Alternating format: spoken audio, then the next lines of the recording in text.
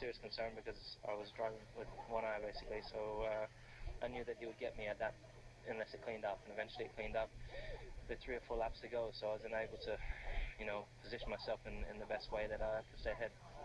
Can you tell us about communication that you've had with have you talked about No. Do you not think communication is important if you're going to kind of clear up any bad feeling? No.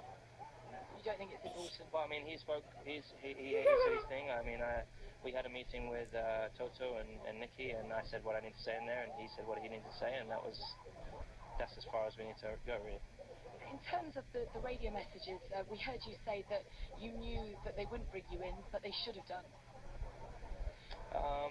Yeah, I mean that's my opinion. I think, you know, when I was at McLaren, we had 2 strategists, and the strategy would be for my strategist to get the best overall result for me. And unfortunately, we have one strategist who's amazing. He's absolutely amazing, but unfortunately, the role in the team is that he has to look out for number 1, and the second guy comes second. So I know from the get-go that I have less of an opportunity to win the race. So that's why I need a miracle at a track like this. So that's why I was thinking, you know, an opportunity came where I could have come in that lap. So when I was at McLaren, I would have been pulled in on that lap, and that may have given me the smallest advantage to perhaps jump over the safety car. But anyways, it doesn't really matter. I'll work it out with the team. It does matter though, doesn't it? Because it means that you came second in this race. So ultimately, it matters very much. Yeah, but I don't think it was that. Ultimately, you know, they always make great decisions, and you know, I have to go by what the team do. But you know, I think in these races, you need every opportunity. Yeah. You need to grab every opportunity you can. When the start was gone, then I was closing up, getting ready for the pit stop area, and then the safety car came out. And really after that there was no opportunity. So where do you go from here with Nico, and going into Canada? It's going to be a circuit that does suit the raw pace of the Mercedes, so it's a great opportunity for you guys. But what about in terms of mending bridges with your friend? Well, we're not friends. You know, we're colleagues, and we'll work to get the team as many 1-2s and points as possible. Does the fact that you've known each other for a very long time not count for anything in terms of friendship?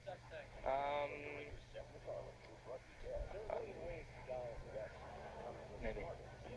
Well done today. Look forward to Canada. Well, you draw your own conclusions, won't you, about the way that Lewis Hamilton has behaved this weekend? Whether you think that it's fair enough for him to take this tack, or whether you think he's being on the immature side. Anthony, what will happen for you behind closed doors at Brackley? What do you think? What will these people take you guys aside?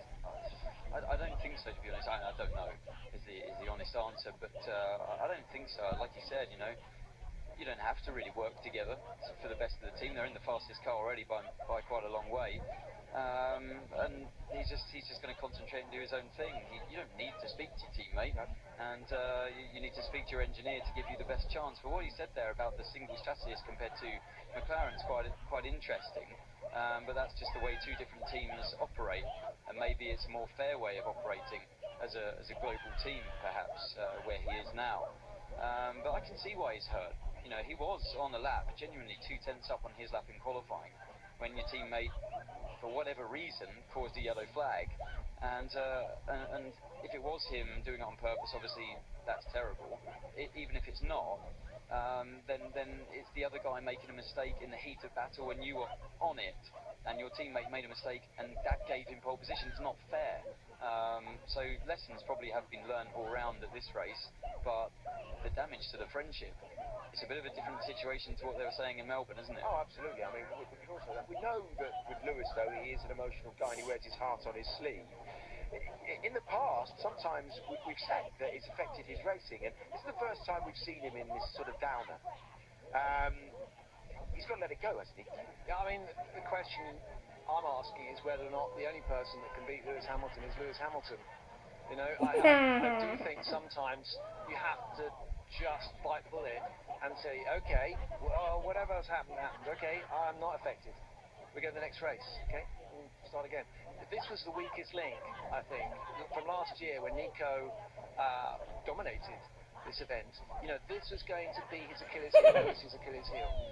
and he put up an amazing fight, and he was right in his tail. And certainly Nico did not dominate in the way he did last year, but it didn't go for whatever reason. Things happen, and he came out just slightly on the wrong side. It's not a disaster. No, and I think you know better than us, really. But we know as racing drivers, the strength comes from where? It comes from yourself. It is down to you to put yourself in the right mental state to go to the racetrack to do the job that you do. And he's had a frustrating weekend, yes, but he's going to have to go to Canada in a very, very positive mood. He still has the car, he still has the speed.